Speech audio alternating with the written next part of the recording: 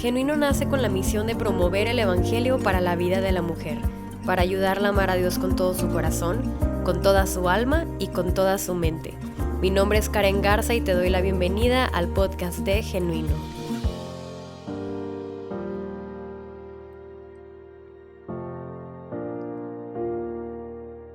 Hola, ¿cómo están? Sean bienvenidas al podcast de Genuino.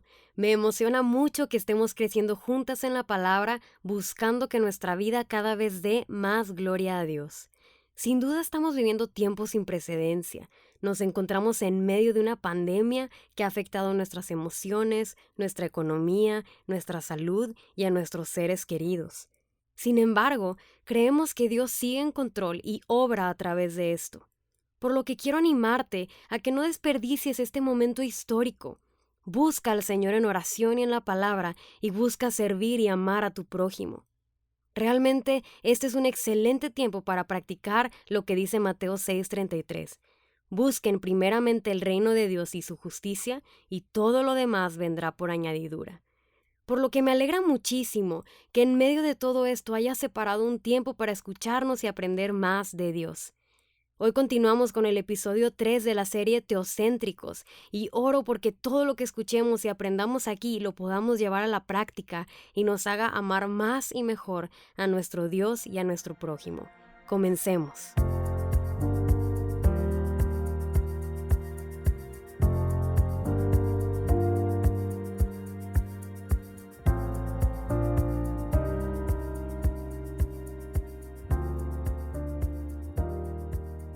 Hace unas semanas comenzamos con la serie Teocéntricos, es decir, centrados en Dios.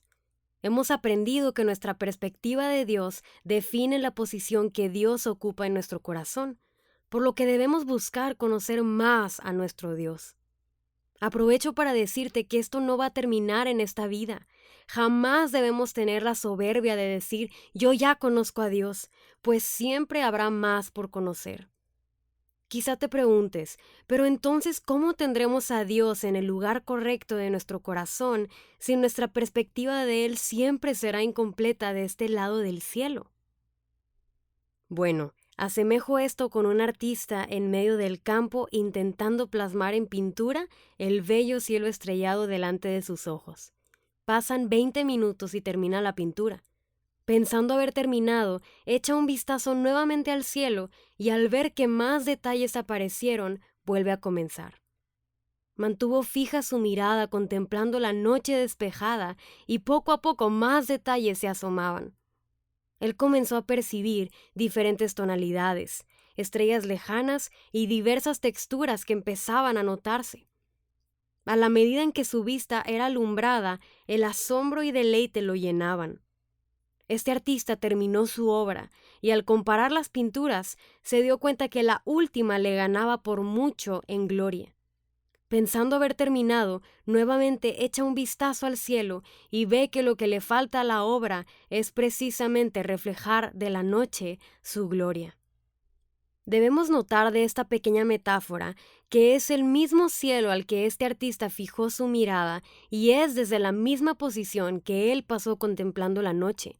Sin embargo, entre más tiempo pasaba, más claro era el cielo ante sus ojos y más incompleta su pintura. No que el cielo haya cambiado, ni su lugar de contemplación, sino su percepción y por ende su asombro. Esta es nuestra historia. Nosotros somos los artistas, la pintura nuestra percepción y Dios, más vasto que el cielo, es a quien contemplamos. Vemos fijamente a nuestro mismo Dios desde nuestra misma posición de justificación.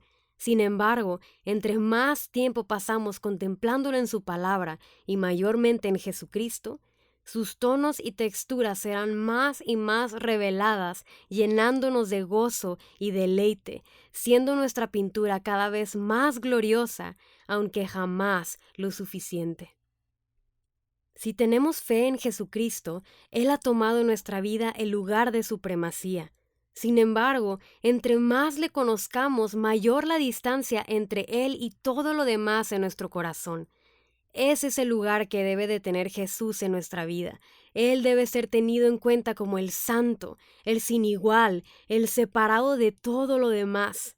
Cuando tenemos a Dios en ese lugar, entonces también todo lo demás toma el lugar correcto, lo cual nos permite tener una vida gozosa y fructífera para la gloria de Dios, lo cual es nuestra meta. Con este mismo entendimiento, me atrevo a decir entonces que todos nuestros afanes, preocupaciones, temores e inseguridades son síntomas de un problema de adoración. Nuestro corazón es imparable, constantemente busca en dónde apoyarse, busca un rey que lo gobierne con la promesa de encontrar gozo, y a todo lo que cedemos ese lugar, si no es Dios, es un ídolo.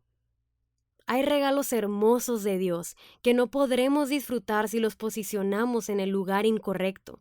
La única manera de disfrutar lo que Dios nos ha dado es conforme al diseño que Él le ha dado. En el episodio anterior vimos un ejemplo de esto. Vimos cómo el dinero, usado con sabiduría, ha sido una herramienta muy provechosa para el reino. Pero también vimos que el amor al dinero ha sido el causante de tantos tropiezos para el cristiano. Así como hay ídolos sutiles en nuestra vida, tan sutiles que pasan desapercibidos, y aún amando al Señor podemos caer en esto, por lo que tenemos que ser intencionales en examinar una y otra vez quién está ocupando el trono de nuestra vida. Es fácil creer que somos personas centradas en Dios. Sin embargo, debemos prestar atención a nuestras acciones, ya que éstas hablan más fuerte que nuestras palabras. Por lo que debemos constantemente examinar nuestros actos, palabras, hábitos y pensamientos, ya que estos nos servirán de ventana para conocer la condición de nuestro corazón. Para mí, una de las evidencias más grandes de idolatría es la salud de nuestras relaciones amistosas. Ellas son un indicador poderoso de quién ocupa el centro de nuestra vida. Exactamente esto es lo que veremos el día de hoy, cómo se ve y cómo no se ve una amistad centrada en Dios. Nuevamente les advierto que esto podrá ser doloroso. Sin embargo, es bueno dejar que Dios alumbre con su verdad nuestra maldad, ya que de esa manera nos va santificando, haciéndonos cada vez más como nuestro amado Jesucristo. Muy bien, primero quisiera dejar un fundamento sobre la importancia de las amistades. En Génesis 2:18, Dios dice que no es bueno que el hombre esté solo, por lo que crea a Eva. Este principio no se encajona solamente al matrimonio, sino a la realidad de que Dios nos hizo seres relacionales. Es bueno y necesario para todos vivir en comunidad e interacción con otras personas. Entre cristianos no debe haber la mentalidad de llaneros solitarios. Nos necesitamos. No sé si les pasa como a mí, pero a veces pareciera que tenemos nuestra vida cristiana perfecta hasta que interactuamos con las personas. Ahí es donde salen los problemas, ¿no es así? A veces podemos pensar, oh Señor, si no tuviera que lidiar con estas personas, viviría una vida mucho más santa. Es verdad que hemos lastimado y hemos sido lastimadas muchas veces, por lo que a veces podemos encontrarnos evitando interacciones para evitar conflictos, pero recordemos las palabras de Dios diciendo que no es bueno que estemos solos, es bueno tener amigos. La amistad es una idea de Dios realmente hermosa, pues cuando es centrada en Dios, tiene el potencial para demostrar lo hermoso y poderoso que es el Evangelio. El Evangelio transforma nuestra manera de ver a las personas, de tratar a las personas y la manera de interactuar con las personas, por lo que cada relación de amistad del cristiano debería desplegar la gracia, la misericordia y el amor de Dios. En lo personal, me siento tan agradecida por mis amigos. Tengo amistades de más de una década y tengo amistades de un par de años, y cada una de ellas ha sido un regalo de Dios para mi vida. Juntos hemos reído y juntos hemos llorado. Realmente he experimentado lo que dice en Proverbios 18:24, que hay amigos que son más cercanos que hermanos. Sin embargo, debido al pecado, esto no siempre es así. No todo ha sido color de rosa. También he tenido experiencias insanas en mis amistades, y entre más reflexiono en ellas, más me doy cuenta de que partieron de un corazón descentralizado de Dios. Le pregunté a diferentes amigos y a ustedes sobre lo que consideran ser los enemigos principales de la amistad, y los más repetidos fueron el egoísmo, la hipocresía, la deslealtad, el orgullo, la exclusividad y la interdependencia. Si examinamos cada uno de estos, nos daremos cuenta de que todos tienen algo en común: Dios no es el centro. Veamos un poco más a fondo dos de estos enemigos para entender el corazón detrás. Empecemos por el egoísmo. El egoísmo es el padre de muchos pecados relacionales, como el orgullo, la hipocresía, la deslealtad y la exclusividad. Según la RAE, egoísmo es inmoderado y excesivo amor a sí mismo, que hace atender desmedidamente al propio interés sin cuidarse del de los demás. Esto se puede ver en muchas maneras dentro de la amistad. Jen Wilkin explica que a veces, debido al egoísmo, podemos ver a las personas como objetos y no como personas. Ella dice que una manifestación de esto es ver a los demás como obstáculos. El que ve a las personas como obstáculos puede pensar o decir cosas como esta: Fulanita, estás en mi camino, yo quiero llegar hacia allá y tú me lo impides, así que te desecharé. O también cuando los vemos como vehículos, por ejemplo: tú me sirves para llegar a donde quiero llegar, así que te usaré conforme a mi agenda y cuando logre lo deseado, termino contigo. ¿Escucharon? Yo, me. El egoísta tiene un ídolo y es él mismo. Por otro lado, está la interdependencia. La RAE la define como dependencia recíproca. Esto es muy común en relaciones de dos personas. Suele verse como algo positivo, como un pacto íntimo. Sin embargo, la interdependencia es peligrosa. La interdependencia hace que tu valor, tus opiniones y tus decisiones sean en base a lo que la otra persona dicte, y puede llegar a ser priorizado sobre lo que Dios dice. Esto es peligroso, ya que depositas en una persona lo que solo debería ser depositado en Dios, y buscas en esa persona lo que solo en Dios podremos encontrar. La interdependencia también tiene un ídolo, y es su amigo. Los pecados de la interdependencia y el egoísmo, ambos enraizados en la idolatría, nos pueden llevar a más pecados como la envidia, el orgullo, los celos, el favoritismo, la mentira, la inmoralidad sexual. Realmente no tiene límites. Pecado produce más pecado y esto desagrada a Dios. Debemos entender que las personas que Dios ha puesto a nuestro alrededor no son objetos para nuestro beneficio ni obstáculos a nuestro beneficio.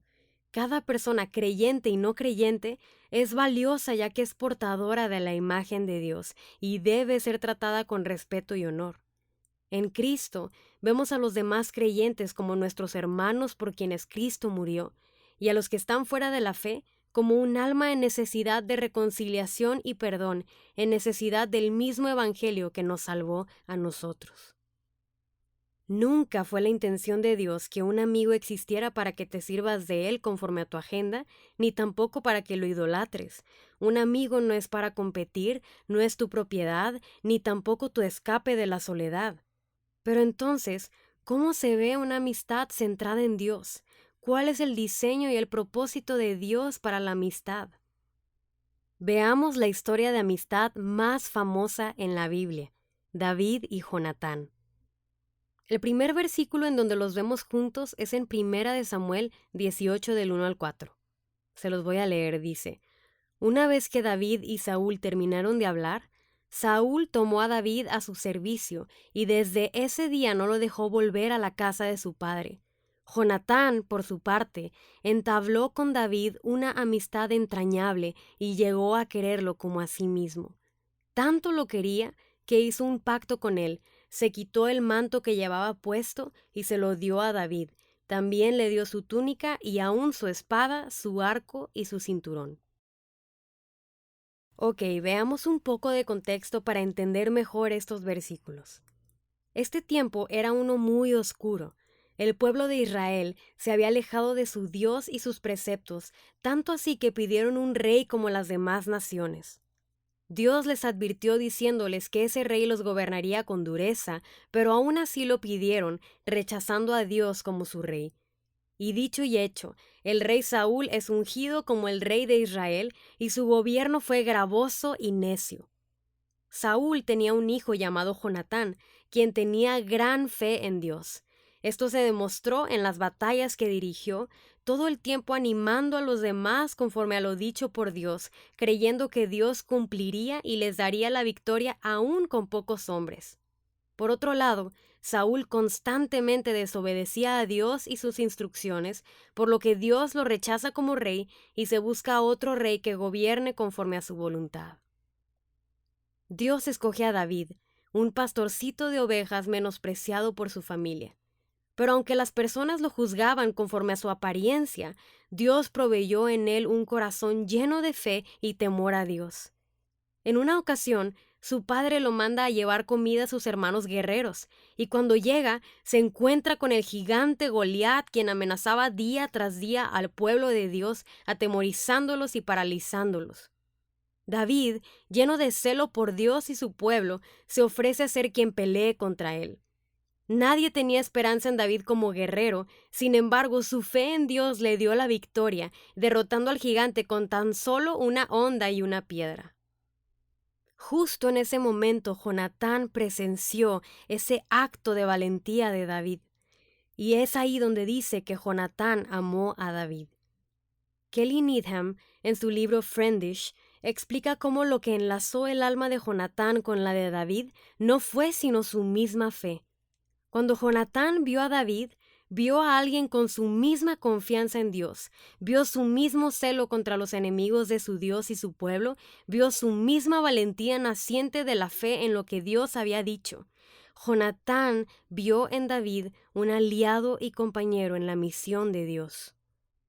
Vemos cómo más adelante, cuando Saúl era consumido por celos contra David, tanto que buscaba matarlo, Jonatán confirma su pacto con David. Esto es algo muy significativo, ya que en otras circunstancias Jonatán era quien heredaría el reino, pero al hacer un pacto con David, estaba reconociendo que David era el rey escogido por Dios. Reconoció que Dios no lo había escogido a él y con todo le pareció agradable y perfecta la voluntad de Dios. Jonatán se opuso a su propio padre, no porque David estuviera en el centro de su corazón, sino porque Dios lo estaba. Jonatán amó a Dios por sobre todas las cosas, y de ese amor venía su lealtad a David, pues Dios era quien lo designó como rey. La amistad de Jonatán y David es un hermoso modelo de una amistad teocéntrica. La amistad teocéntrica tiene una misión. No nos une el deseo de satisfacer nuestros anhelos de una amistad, de valor o de propósito, sino que nos une la misión de Cristo. En el tiempo de David y Jonatán, la misión era que Dios estableciera a David como su rey, como sombra del cumplimiento final de la promesa de que un hijo de David reinaría para siempre. Este es Jesucristo. La lealtad de Jonatán y de David al reinado de Dios a través de David realmente era lealtad al reinado futuro de Jesús. La amistad teocéntrica hoy tiene la misma misión, ser leales al reinado de Jesús, expandiéndolo en la tierra a través de la predicación del Evangelio para su gloria. Esta misión une a las amistades centradas en Dios, y como Jonatán, muchas veces estando dispuestos a sacrificarnos, perder y dar por la causa de Dios. No solo nos une la misión de Cristo, sino que por encima de esto nos une el amor de Cristo. La amistad centrada en Dios tiene como fundamento el amor. El amor es lo opuesto al egoísmo. El egoísmo solo ve por sí mismo, mientras que el amor se niega a sí mismo por el bien del otro. Primera de Corintios 13, del 4 al 7, nos lo dice perfectamente. El amor es paciente, es bondadoso, el amor no es envidioso, ni jactancioso, ni orgulloso. No se comporta con rudeza, no es egoísta, no se enoja fácilmente, no guarda rencor, el amor no se deleita en la maldad, sino que se regocija con la verdad, todo lo disculpa, todo lo cree, todo lo espera, todo lo soporta. ¡Wow! Leo esto y no puedo más que pensar en Jesucristo, el gran amigo. En el principio vemos que Dios dijo que no es bueno que el hombre esté solo. Él nos hizo seres relacionales, mostrándonos un poco más de su naturaleza. Nos hizo relacionales así como Él. Jesús es un Dios social.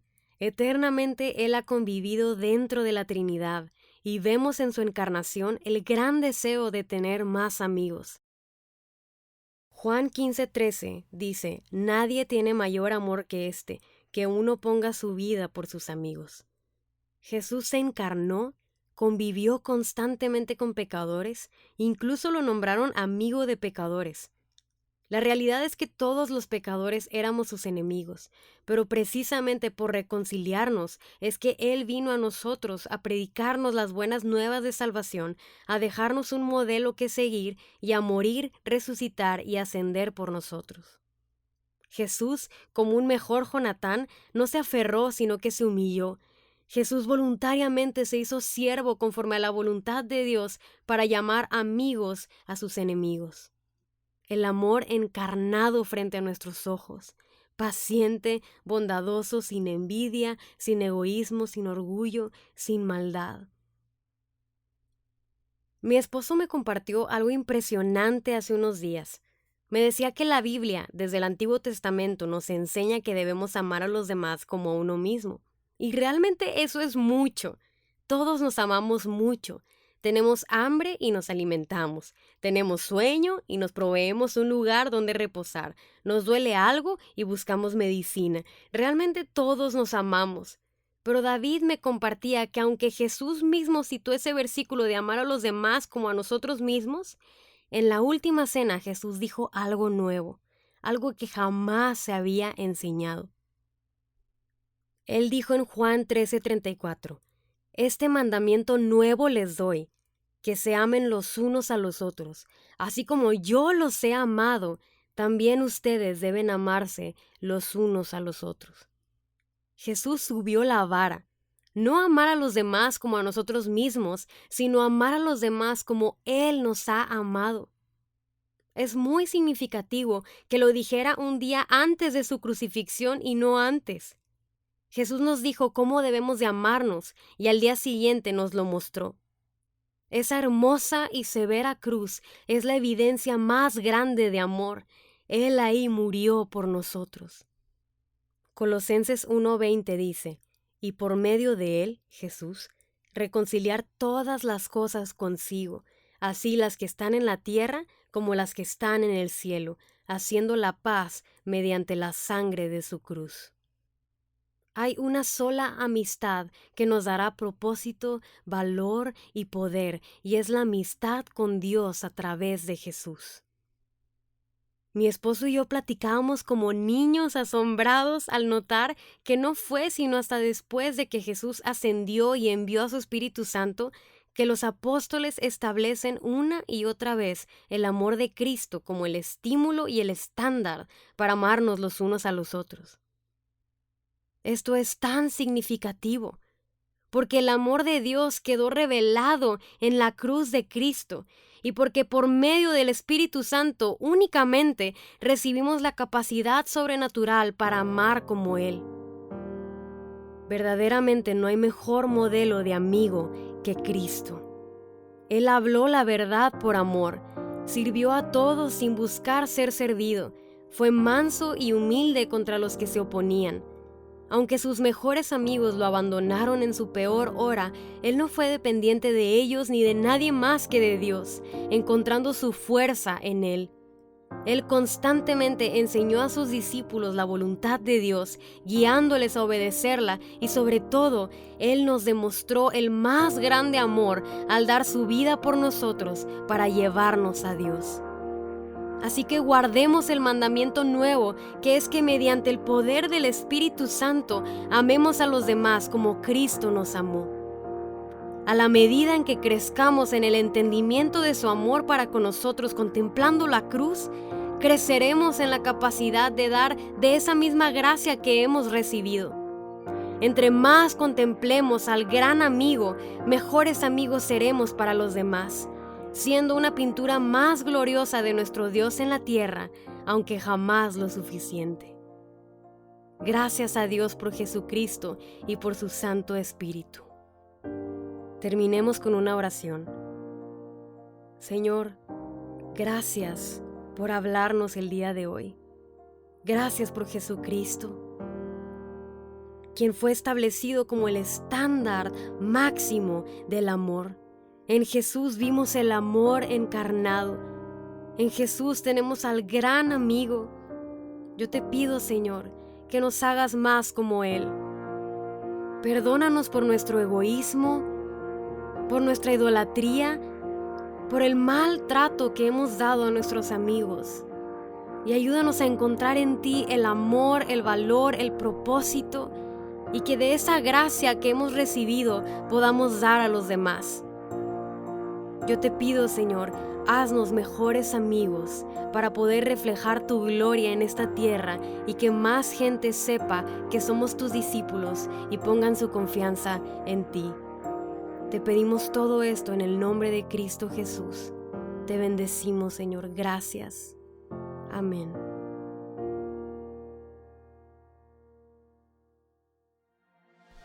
Ya sea que nos escuches cocinando, manejando o haciendo ejercicio, agradecemos que hayas escuchado este podcast y si de alguna manera ha sido de bendición, te invitamos a compartirlo. También te invitamos a visitar nuestra página genuino.blog, donde podrás encontrar más recursos como este.